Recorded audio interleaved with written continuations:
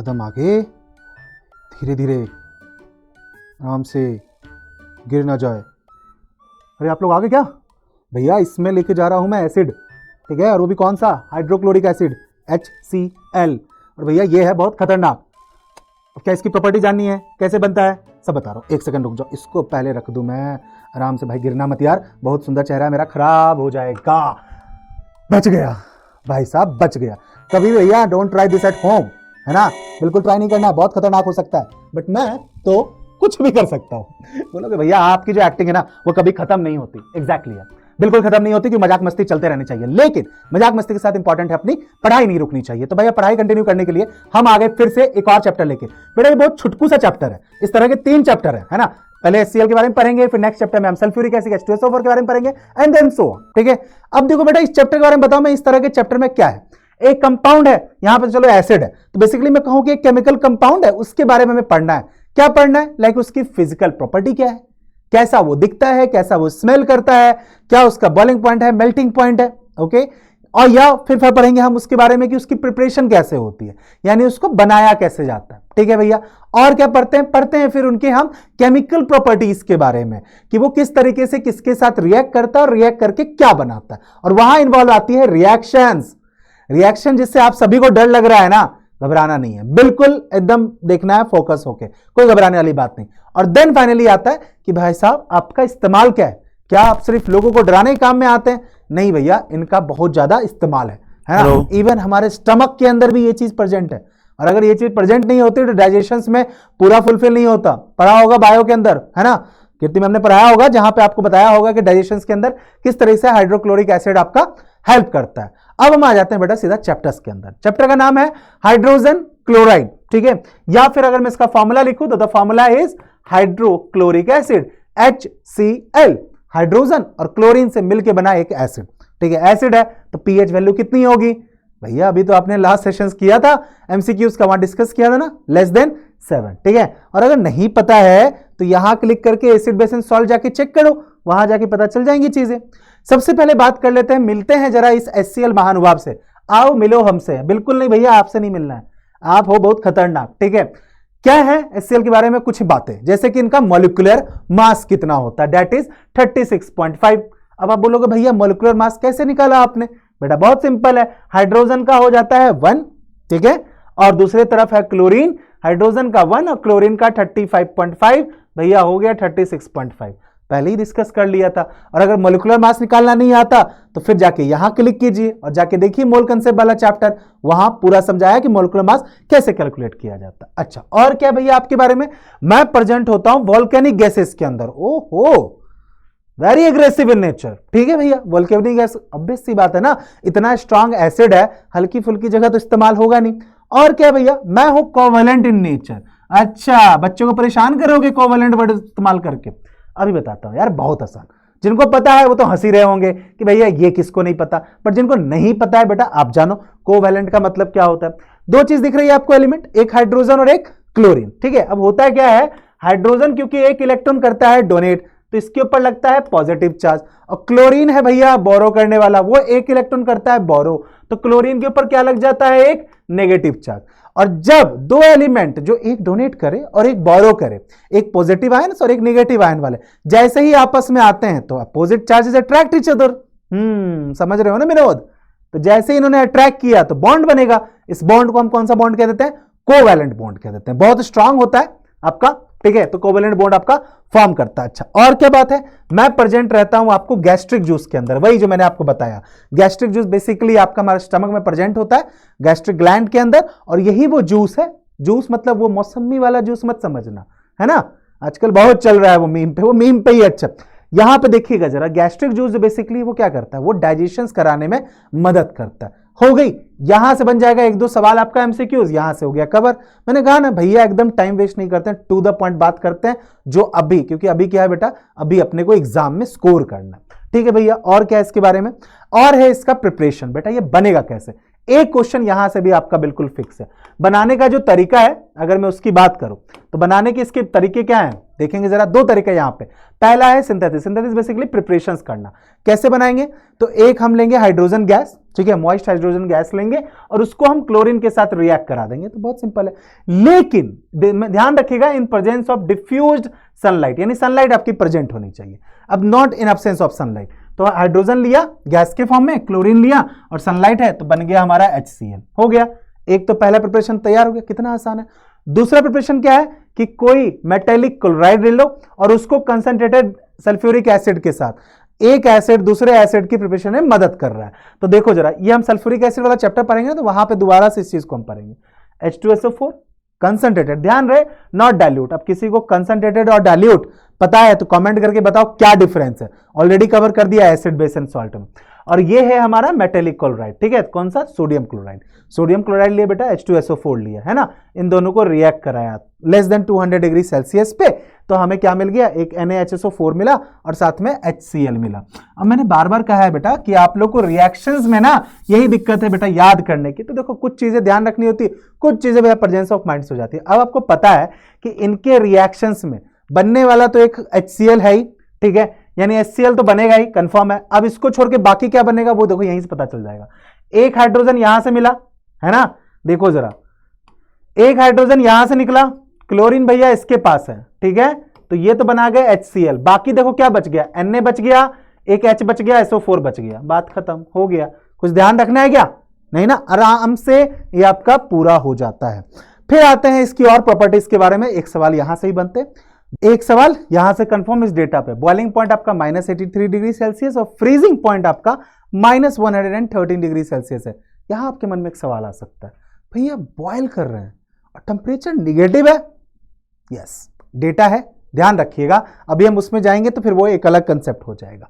Freezing point यहां पे वो आपका फ्रीज हो जाएगा -113 डिग्री सेल्सियस पे। अच्छा, और क्या होती है, स्मेल, पंजेंट स्मेल होती है, सड़े हुए अंडे की तरह लगती है। साथ ही साथ ये आपका सोलेबल होता है वाटर के अंदर, और वो भी रूम टेम्परेचर पे, तभी तो आपके HCl में दो होते हैं।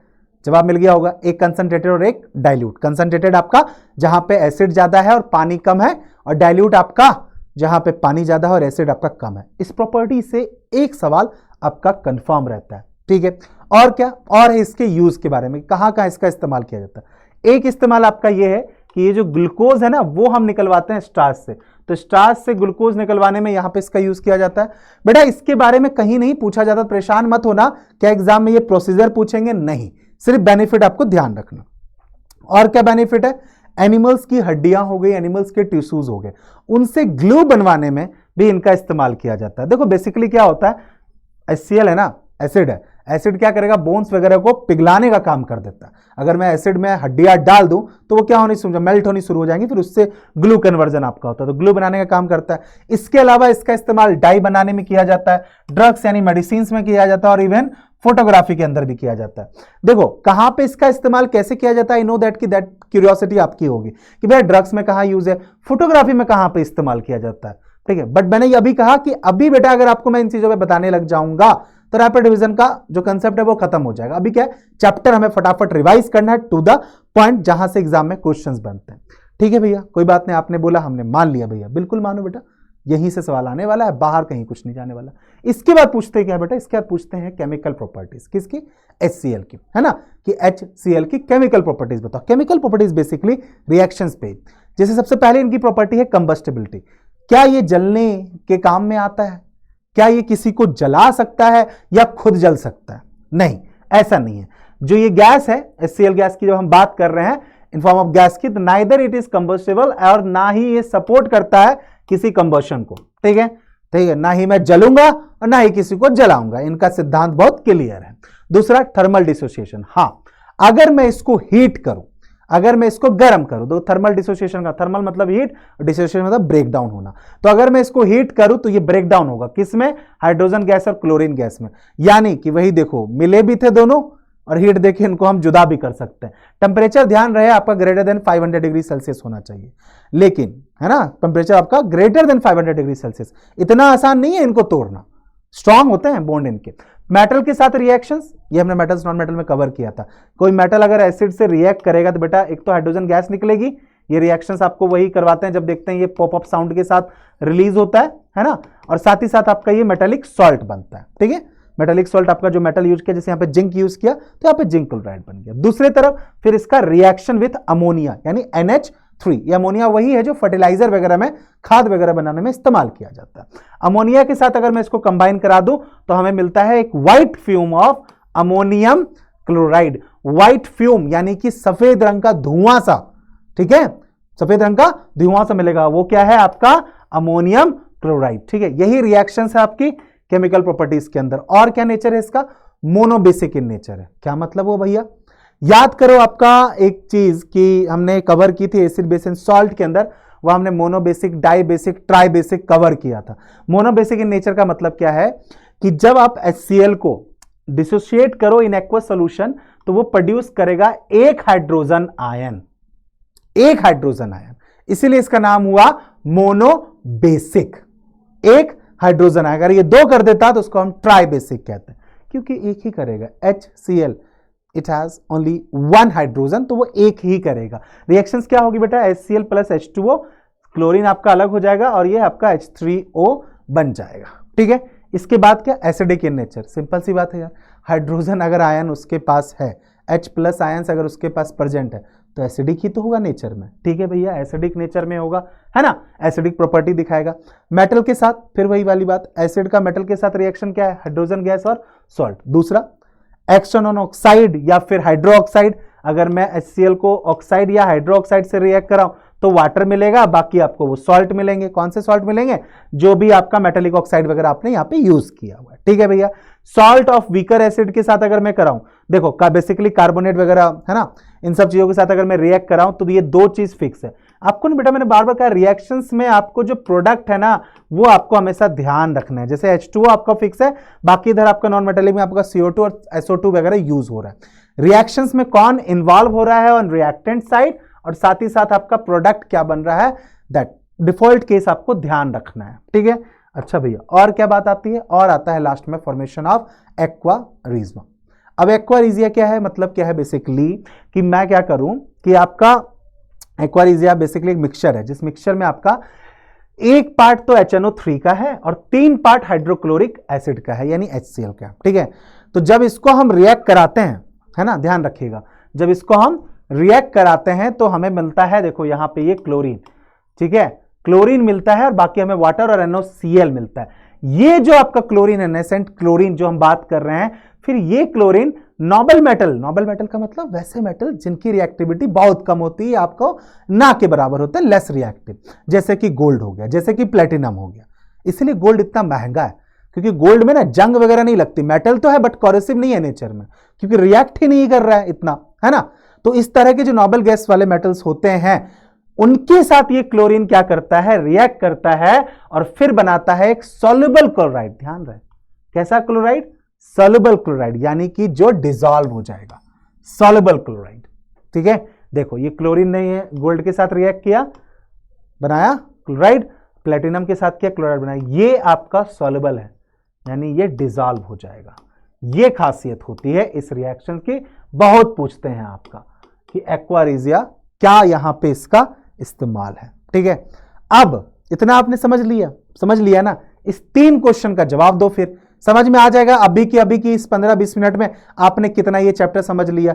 मैंने बता दिया बेटा, रैपिड रिवीजन उस तरीके से चल रहा है। कुछ बच्चे होंगे जो बच्चे कमेंट कर रहे थे कि भैया आप ना 1 शॉट अपलोड करना शुरू कर दीजिए। बेटा देखो, अभी बात यह है कि प्री बोर्ड चल रहा है एक बार, ठीक है, तो प्री बोर्ड में क्या है कि आपको फटाफट एक बार रिवीजन करनी है। तो नो डाउट जैसे ही प्री बोर्ड बच्चों के खत्म होंगे आफ्टर 25 दिसंबर, वापिस से मैं चैप्टर्स को बिल्कुल डिटेल में एक बार फिर से कवर करूंगा with theory and PYQs and everything. ठीक है, मैं बिल्कुल एकदम प्लानिंग के हिसाब से चल रहा हूं। अभी क्या है, रैपिड रिवीजन इसलिए कर रहा हूं मैं क्योंकि प्री बोर्ड चल रहे हैं, तो बच्चों की फटाफट प्रिपरेशन हो जाए। आपका एक बार रिवाइज हो गया और मैं बता रहा हूं इतने ही रिवीजन से आप इस 3 सवाल का जवाब दे सकते हो। इसमें से 2 सवाल आपके एग्जाम में भी आ चुके हैं पहले और बहुत बच्चे के प्री बोर्ड में है। ठीक है, बिना कमेंट, पिन कमेंट को देखे इसका आंसर करना, क्योंकि पिन कमेंट में इन तीनों सवाल के जवाब है।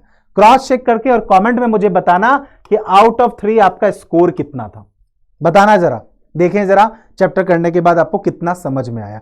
ये चैप्टर बहुत छोटे छोटे हैं, तो इनकी ना यही फिजिकल प्रॉपर्टीज, केमिकल प्रॉपर्टीज, इनका इस्तेमाल कहां होता है। और केमिकल प्रॉपर्टीज में बेटा रिएक्शंस आर इंपॉर्टेंट, और रिएक्शंस के लिए मैंने बार बार कहा है डेली 5 रिएक्शंस हैबिट में बना लो कि आपको डेली 5 रिएक्शंस लिखनी है और क्रॉस चेक करना है कि उसमें से कितना सही था कितना गलत था। ये अपने रूटीन में बना लीजिएगा। बस इतना ही था इस चैप्टर के बारे में, इतनी कहानी खत्म। अब मुलाकात करेंगे नेक्स्ट चैप्टर में जहां पे हम करेंगे सल्फ्यूरिक एसिड, ठीक है। और उससे पहले वाले अगर आपको चैप्टर्स देखने हैं जो हमने कवर कर रखे हैं, ये वाली प्लेलिस्ट बनी हुई है, यहां पे क्लिक करो और जाके पूरे केमिस्ट्री का आप देख सकते हो, ठीक है। ऑर्गेनिक कंपाउंड भी हो गया है, मोल कंसेप्ट की भी थ्योरी हो गई है। धीरे धीरे मैं मोल कंसेप्ट का आपका न्यूमेरिकल्स और बाकी चीजें और बाकी अपना वो चल ही रहा है कंपिटेंसी बेस्ड और मोस्ट टॉप 20 एमसीक्यूज वाला सेक्शन। एक सेशन हो चुका है, मिस कर गया अगर आप नए बच्चे हो तो आप जाके वो देख सकते हो फास्ट फॉरवर्ड करके वो 20 एमसीक्यूज। नेक्स्ट सेशन मेरा संडे को है, दैट इज टुमारो, तो कल आके ज्वाइन कर लेना। डिस्क्रिप्शन में उसका भी लेना है, मैं कमेंट सेक्शन में भी उसको डाल दूंगा, तो जाके नोटिफाई में पे क्लिक करके ज्वाइन जरूर करना, ओके। उसमें मैं 2 चैप्टर और कवर करने वाला हूं, लास्ट में 2 चैप्टर हो गए थे, नेक्स्ट 2 चैप्टर और लेने वाला हूं, ठीक है। चलो अब ये रहा हमारा क्या, इंस्टाग्राम नहीं टेलीग्राम। ये हमारे टेलीग्राम का स्कैनर है बेटा, इसको स्कैन करके टेलीग्राम ज्वाइन कर लीजिएगा, क्योंकि सबसे पहले जो भी अपडेट आती है वो यहीं पहुंचती है बिफोर यूट्यूब। तो कोई भी सेशंस, कोई भी अपडेट, वर्कशीट, इस तरह की चीजें वो यहीं मिलती है। अब बस इतना ही है, प्रैक्टिस आप लोग की अच्छी चल रही है, तैयारी आप लोग अच्छा कर रहे हो, ठीक है। बाकी आप लोगों के कमेंट आ रहे हैं बेटा लाइव सेशन में कहते हैं, और मैं बार बार इस चीज को एड्रेस करता हूं, इस बार भी करूंगा।